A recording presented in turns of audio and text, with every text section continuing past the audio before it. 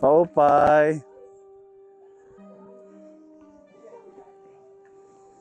Lumagpas kami. Hi. God bless you.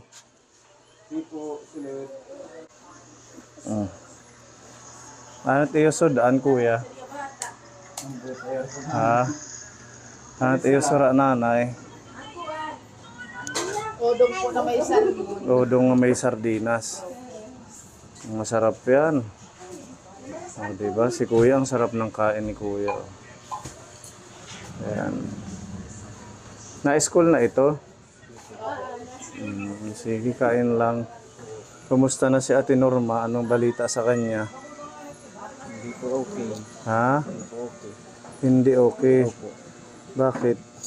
Lagi na pong sumasakit yung pit niya at saka yung mga iba-ibang parte ng katawan niya. Laging ano? Lagi na pong sumasakit.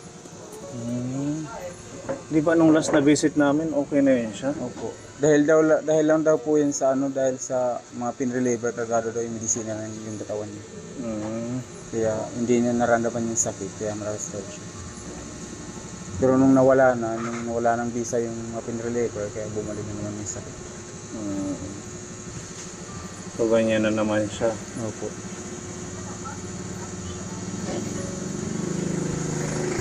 Okay ka lang, Ate Norma? Okay lang. Okay lang.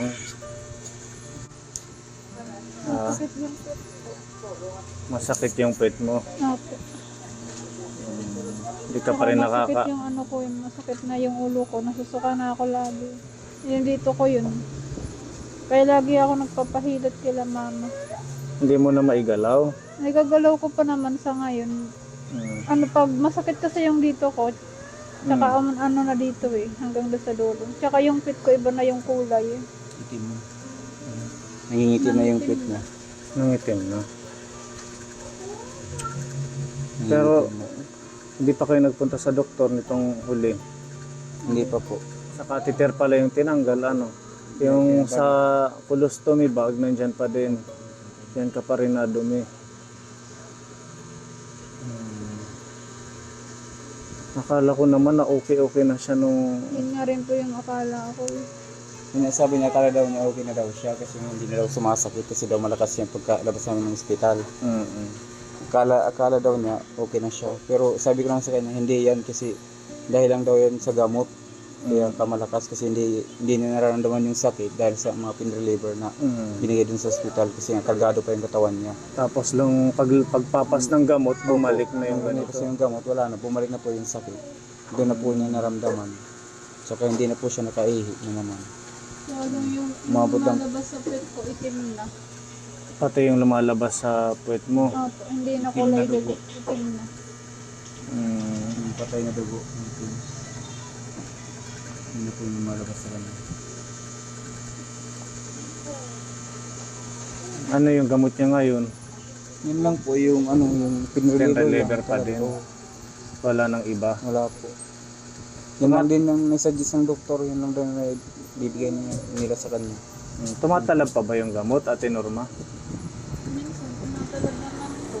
Minsan natalab. Opo. Nawalan na nga ako ng pag-asang gagaling pa ako. Hindi ka na nakakatayo. Nakakatayo, pero hanggang ano lang, mga 5 segundo. Hindi na ako nakakatayo ng matagal, natutumba na ako eh.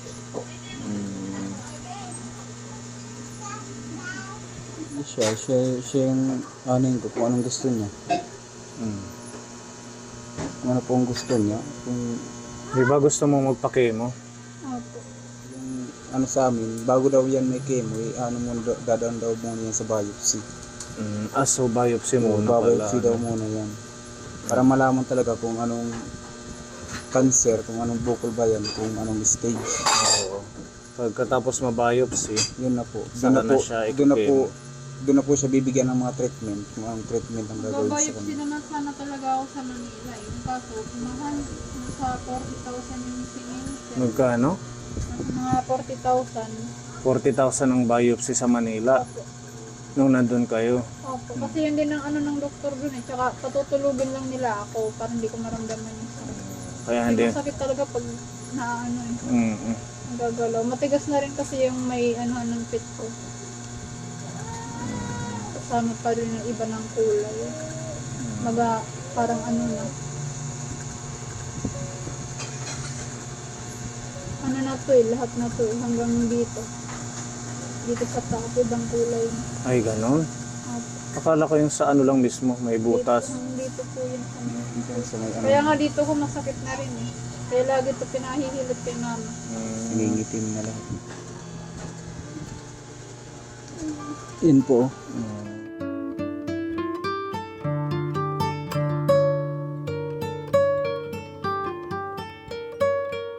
Ang lumit yun. Akala ko naman doon lang, kumalat na pala. Kumalat na po. Mm. Kaya sobrang sakit. Nakakatulog ka pa ba sa lagay na yan? Sa ngayon, siguro dahil sa barley, nakakatulog naman ako kahit mga 5 minuto. Pero ano ako eh, paano lang, gising-gising lang ako kasi masakit. Mm. Tsaka yung ano ko rin, yung dito ko rin, masakit na yung may-ari ko. Ilakad mo kuya, ihingi mo ng tulong sa DSWD. Nilakad na po yan kasi kulang po kami ng mga ano. Ha? Kulang po kami ng mga medical. O, kumpletuhin niyo yung ano, medical certificate. Opo. Para, total gusto naman niya magpa-chemo. Ang tanong, kaya mo pa ba Ate Norma magpa-chemo? Kaya ko po. Kaya mo pa, gusto mo. Kaya ko nga yung 4 na buwan magtiis sa sakit na to eh. Na wala halos walang tulog. Kakayanin naman. Total, gusto naman niya, ilakad mo. Mawawala. sir. Oo, at least sinubukan mo. So mag-ano ka muna, kumpletuhin yung medical certificate, tapos sakto naman mag-election, di ba? Maraming nabigay ng mga politician, lalo na yung mga party list, or kahit kung Congresswoman Abunda, kasi may tinutulungan kami, nakahingi siya ng 250,000 na guarantee letter para doon sa anak niya. Ganun ang gagawin mo. Kailangan lang kumpleto yung papel para hindi naman yan may start yung chemo hanggat hindi nababiopsy muna. Opo. Diba? Opo. Tapos pag once kumpleto ka na ng papel, ipag-submit mo, i-email mo sa mga, ganun ang ginawa ni Ate Marisa, di ba? In-email niya sa mga senador, sa mga party list, kay congresswoman, nilapit niya. Nakabuo sila ng 500,000. Kasi 500,000 ang kailangan para maoperahan yung baby niya. Kasi kung sa atin lang, hindi natin kaya yung ganyang amount. Kailangan ilapit nyo sa lokal na ahensya. Opo. Total gusto naman niya. Ano pa ba yung kailangan na kulang sa papel niya? Yun yung ano lang talaga yung sa pag-biopsy niya. Kuha agad na dito ng mga kapit. Nasaan? Patingin yung papel niya? Ganun pa rin po yung pinakita ko po sa inyo. Ganun pa din yung dati. Wala pa rin nadadagdag. Gusto ko naman talaga subukan magpakain mo kasi sinabi ng doktor sa Manila may taning ako, hindi naman ako naniniwala, buhay pa naman ako. Kasi nung una, nung nasa Tacloban kami, ang sabi ng doktor doon sa yung sa surgery, sabi niya kailangan daw niyang biopsy, tsaka radiotherapy, tsaka chemotherapy. Oo, yun Kaso lang yung daw, treatment na gagawin. yung wala daw sa kanila, wala daw sa radiotherapy, kaya pinapunta kami ng Maynila. Yung radiation therapy. Opo. Sa Cebu meron. Opo, pero dyan sa Tacloban wala raw. Ano muna yan? Biopsy tapos chemo. Pagkatapos ng chemo, radiation therapy. Opo, yun po. Oo. Kawawa naman. Yung hindi tayo kikilos. Total gusto naman niya. Okay. Hirap ng kalagayan niya. Yun po yung gusto niya, susuportahan ko na lang po siya. Ganun na lang. Lapit kayo sa ano? Asan ba si nanay? Ilapit nyo sa mga ahensya na natulong.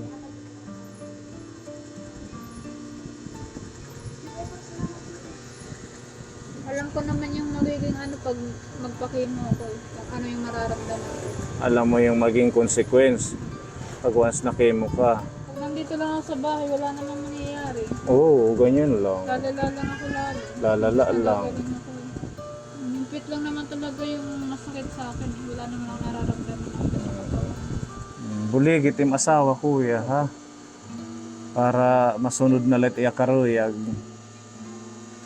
Masunod na lang yung gusto niya kaysa naman sa wala tayong ginagawa. Nandito lang, nag-aantay na ganyan. Walang doktor, walang tamang medisina. Pain reliever lang. E di talagang mas lalo siyang maano kung pain reliever kasi hindi rin maganda pag araw-araw. Masisira yung organs mo. Kasi sa kanila lang naman yan. Talagang mag-aano sila sa akin. Kasi hindi lang naman din sila yung mahihirapan. Mas lalo naman ako mahihirapan na rin.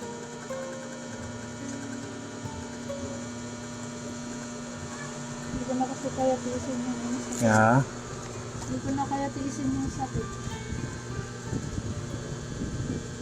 Nung hindi pa ako lumabas sa ospital, nakakapamersa pa ako. Ngayon hindi ko na kaya magpersa. Kasi pag namamersa ako ngayon, mas lalong sumasakit. Tsaka pag sumasakit, dumadalo yung sakit dito hanggang doon sa dulo ng Parang gumagalaw yung kerotan. Opo.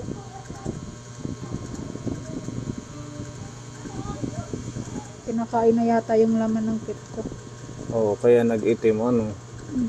Tsaka yung linalabas na ano, galing sa pit ko, itim na rin. Tsaka may mga kasamang konting laman. Hindi siya dumi, dugo siya. Opo, dugo siya na itim. Kasi hindi na rin naman ako nagdudumi sa pit. Nasa tiyan ko na rin naman.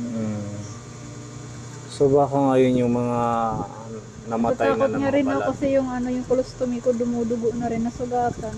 Yung colostomy mo. Nasugatan siguro nang dahil sa colostomy bag. Mahirap kasi yan tanggalin pag ano, pag nagpapalit ako. Pag nililinisan ako. Dumugo ko sa kagabi kaya natakot ako. Mahirap na palang sitwasyon. Kaya agapan nyo na kuya. Opo. Gawa kayo ng paraan na makahanap kayo ng pondo para sa kanyang biopsy. Kasi malakas pa naman ako kumain eh. Malakas. Tapos yung Lagi ako nagugutom kaya lagi ako kumakain. parang walang nararamdaman.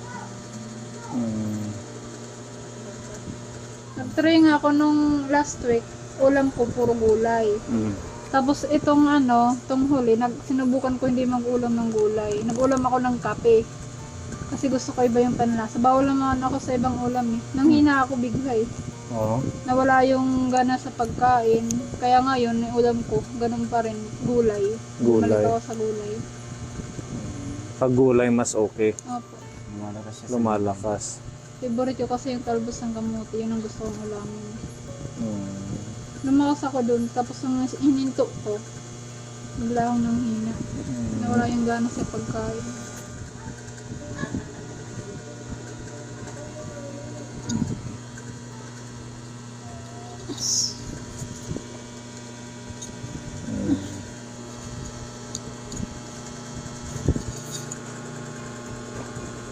Di sa uli ka, kapuan naman na.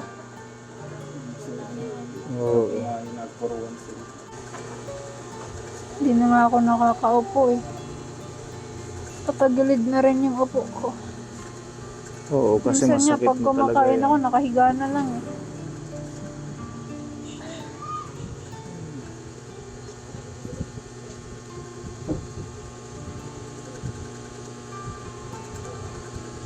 Gabi-gabi, oras-oras yan hinihilot.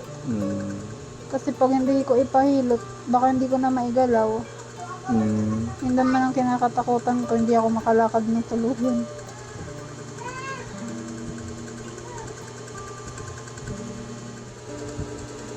Meron dito pinapabigay si Tita Easy, 2,000. Ibili mo na lang to ng barley, pabili ka.